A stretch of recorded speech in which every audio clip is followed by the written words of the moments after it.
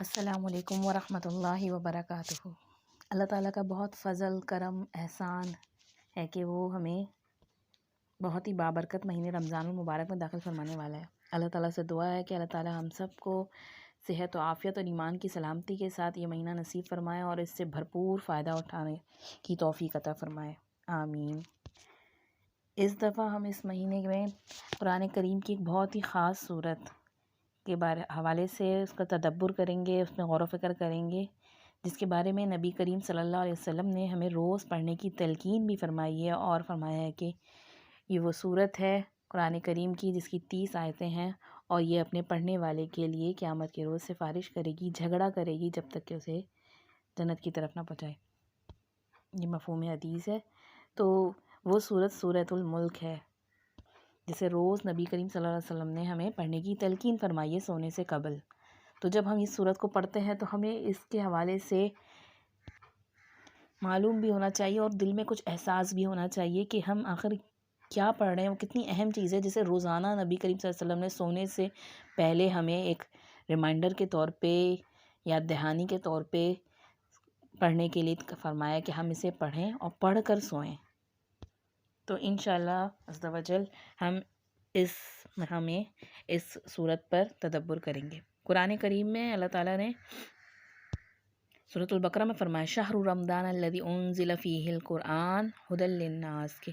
رمضان وہ مہینہ ہے جس میں قرآن نازل ہوا اور یہ انسانوں کے لیے ہدایت ہے، یعنی اس کتاب میں ہدایت ہے۔ اور اس کتاب کے حوالے سے ہمیں اللہ تعالیٰ نے سورۃ الصاد میں حکم دیا کتاب انزلناہ الیک مبارکا لیدبروا آیاتہ ولیتذکر اولو الالباب، کہ یہ کتاب ہے بہت مبارک کتاب جسے ہم نے آپ کی طرف نازل کیا ہے۔ کس لیے نازل کیا ہے؟ لیدبروا آیاتہ، تاکہ اس کی آیات میں غور و فکر کریں، تدبر کریں۔ وَلِيَتَذَكَّرَ أُولُو الْأَلْبَابِ، اور جب ہم غور و فکر کریں گے تبھی ہم اس سے نصیحت حاصل کر سکیں گے۔ تو اللہ تعالیٰ فرما رہے ہیں تاکہ اولو الالباب، عقل والے جو ہیں وہ اس سے نصیحت حاصل کریں۔ تو تدبر اور غور و فکر کس طرح کیا جاتا ہے؟ یعنی آیات پر ٹھہر جانا، رکنا، اس کو فیل کرنا کہ اس میں کہا کیا جا رہا ہے، ان پر غور کرنا اور پھر ان سے متاثر ہونا اور عمل کرنے کے لیے، تاکہ آیات کا نزول دل پر ہوتا محسوس ہو، اور جو چیز دل پہ اترتی ہے نا وہی انسان کے عمل میں ڈھل پاتی ہے۔ اور جب قرآن ہمارے دل پہ اترے گا تو ہمیں تقویٰ حاصل ہوگا۔ اور رمضان میں روزے بھی ہمیں کس لیے رکھوائے جاتے ہیں؟ تقویٰ کے حصول کے لیے۔ تو اس پہ غور و فکر کرنے کے لیے سمجھیں اس کو گھونٹ گھونٹ کر کے پینا ہے، محسوس کرنا ہے۔ اور اس سے فائدہ کیا ہوگا؟ امام ابن القیم رحمۃ اللہ فرماتے ہیں دل کے لیے قرآن کی قرأت سے بڑھ کر کچھ نہیں، وہ جو تدبر پر مبنی ہو، یعنی جس میں تدبر اور غور و فکر کیا جا رہا ہو نا،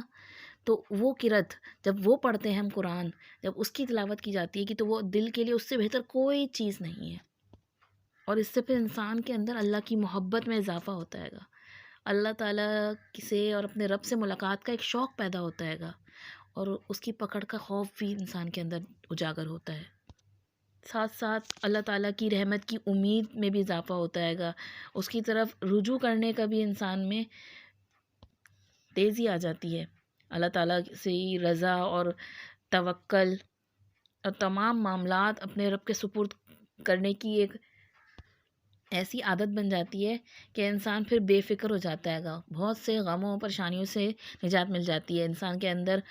صبر و شکر، ہر تمام حالات میں صبر و شکر آ جاتا ہے، دل کی زندگی جو ہوتی ہے بدلتی ہے نا، تو دل کے اندر ایک قناعت والی فیلنگ آ جاتی ہے کہ کم سے کم سامان اور آسائشوں میں بھی انسان کا اندر کنٹینٹمنٹ ہوتی ہے۔ اور جب ہم قرآن کو تدبر کے ساتھ پڑھتے ہیں غور و فکر کرتے ہوئے، تو انسان کو یہ چیز قابل مذمت اعمال سے روکتی ہے جن سے دل بگڑتے ہیں اور تباہ ہو جاتے ہیں۔ نبی کریم صلی اللہ علیہ وسلم کی حدیث مبارکہ ہے نا کہ جسم میں ایک گوشت کا ٹکڑا ہے، اگر وہ درست ہو جائے تو سارا جسم درست ہو جاتا ہے، اور اگر وہ بگڑ جائے تو سارا جسم بگڑ جاتا ہے، وہ دل ہے۔ تو قرآن کریم میں غور و فکر کرنا دل کے کامل ہونے کا سامان کا سبب بنتی ہے۔ دنیا اور آخرت، جنت اور جہنم، ان سب کی حقیقت سے دل روشناس ہوتا ہے۔ اختلاف کے مواقع پر حق اور باطل میں تمیز کرنے کی ایک صلاحیت پیدا ہو جاتی ہے، جس سے انسان گمراہی سے محفوظ رہتا ہے اور ہدایت کے راستے پہ گامزن رہتا ہے، اور پھر ایسے شخص کی دل کو ایک طاقت نصیب ہوتی ہے اور اس کی دنیا پھر دوسرے تمام لوگوں سے بالکل مختلف اور پرسکون ہوتی ہے۔ جب انسان اللہ رب العزت کے کلام میں اور اس کی آیات میں غور و فکر کرتا ہے تو ہر جگہ اس کو ہر حال میں رب کی طرف دھیان رہتا ہے، ہر جگہ اللہ کی بات اور اللہ کے کلام کے ساتھ جڑا رہتا ہے۔ قرآن کریم میں تو خود کتنے مقامات پہ اللہ تعالیٰ نے ہمیں دعوت دی ہے کہ آؤ آسمان و زمین کی تخلیق میں غور و فکر کرو، لیکن ہم اگر وہ پڑھیں بھی اور وہ ہمیں سمجھ میں نہ آئے اور ہم اس پہ اتنی تیزی کے ساتھ گزر جائیں تو کیا غور و فکر کر پائیں گے، اور کیا ہمارے اندر اللہ رب العزت کی تخلیق سے کی وجہ سے، اس کی کائنات کی ان خوبصورتیوں اور ان رونقوں کی وجہ سے محبت میں اضافہ ہوگا، بلکہ ہم بعض وقت دنیا کی چیزوں میں ہی ڈوبنے لگتے ہیں۔ لیکن جب بندہ غور و فکر کرتا ہے واقعی میں اللہ تعالیٰ کی آیات میں، اور پھر اس آیات میں غور و فکر کرتے ہوئے کائنات میں غور و فکر کرتا ہے، تو پھر اس کے منہ سے سبحان اللہ نکلتا ہے کہ یا رب تو نے یہ سب بیکار نہیں بنایا ہے گا۔ اور پھر کس چیز کی فکر بڑھتی ہے گی کہ جب یہ سب بیکار نہیں بنایا تو مجھے کیسے بیکار بنایا ہو سکتا ہے گا، میرے بھی آنے کا اس دنیا میں کوئی مقصد ہے۔ اور جتنا انسان پھر غور و فکر کرتا ہے اپنی آخرت کی فکر بڑھ جاتی ہے کہ میرا آخرت میں کیا بنے گا۔ جس طرح دنیا میں انسان کو بہت سے خطروں سے بچنے کی فکر لاحق ہوتی ہے، اسی طریقے سے آخرت کا سب سے بڑا جو خطرہ آئے گا آگ جہنم کا، تو اس سے بچنے کی فکر ہو جاتی ہے کہ سب سے بڑی تکلیف دہ چیز تو وہ جہنم ہے۔ اللہم اجرنا من النار، کہ اللہ تعالیٰ ہم سب کو اس جہنم کی آگ سے بچائے۔ تو یہ تمام چیزیں کس سے آتی ہیں گی؟ قرآن کریم میں غور و فکر کرنے سے۔ ابن مسعود اللہ تعالیٰ فرماتے ہیں قرآن کو تیز تیز نہ پڑھو جیسے شعر پڑھے جاتے ہیں، بلکہ قرآن سے مردہ دلوں کو زندہ کرو، ایسے نہ بکھیرو جیسے گھٹیا کھجوریں بکھیری جاتی ہے، یعنی زبان سے بس جلدی جلدی۔ ہمارا مقصد ایسا نہ ہو خالی کہ ہم تلاوت اور بہت سارے قرآن اکٹھے پڑھتے چلے جائیں، وہ تلاوت تو کرنی ہے لیکن کچھ آیتیں تو ایسی ہوں جن کے اندر واقعی میں ڈوب کر انسان نکل رہا ہو۔ کہتے ہیں کہ اس قرآن کے ذریعے اپنے دل کو حرکت دو، تو ایسا نہ ہو ہم پورا قرآن سے گزر جائیں اور کئی قرآن مکمل کر لیں لیکن ہمارے دل وہ ویسے کی ویسے ہی رہ جائیں۔ کہ جیسے ہم رمضان میں داخل ہوئے اس سے پہلے جو کنڈیشن تھی، وقتی طور پہ روزے رکھتے رہے، قرآن پڑھتے رہے تو وقتی طور پہ تقویٰ رہا، اور بس عید پر آتے ہی ہم سب ایسے کھل گئے جیسے پھر وہ شیطان کھلا تو ہم بھی اس کے ساتھ بہہ گئے۔ تو کچھ نہ کچھ آیتیں ایسی رکھنی ہیں کہ جن کے اندر واقعی میں انسان غور و فکر کرتا رہے، تھوڑا تھوڑا کر کے۔ ابن القیم رحمہ اللہ فرماتے ہیں دل کی نگاہوں کو اس کے معنی پہ گاڑ دو، یعنی تدبر میں، اور اپنی توجہ تدبر اور سمجھنے میں رکھو۔ قرآن کریم میں اللہ تعالیٰ فرماتے ہیں افلا یتدبرون القرآن ام علی قلوب اقفالها، کیا یہ لوگ قرآن میں تدبر نہیں کرتے یا ان کے دلوں پر تالے لگ گئے ہیں؟ تو قرآن کریم ہمیں خود تدبر کی، تفکر کی، تذکر کی دعوت دیتا ہے کہ آؤ اس میں غور و فکر کرو، اس سے نصیحت حاصل کرو، اس سے فہم حاصل کرو، اور جتنا جتنا یہ دل پہ اترے گا اتنا اتنا تمہارے عمل میں ڈھلے گا۔ بعض وقت ہم شکایت کرتے ہیں کہ ہم واقعی میں علم تو ہمیں کافی آ گیا لیکن ہمارے بیہیویئر میں چینج نہیں آ رہا، تو بس وجہ یہی ہے کہ وہ دل پہ نہیں اتر رہا۔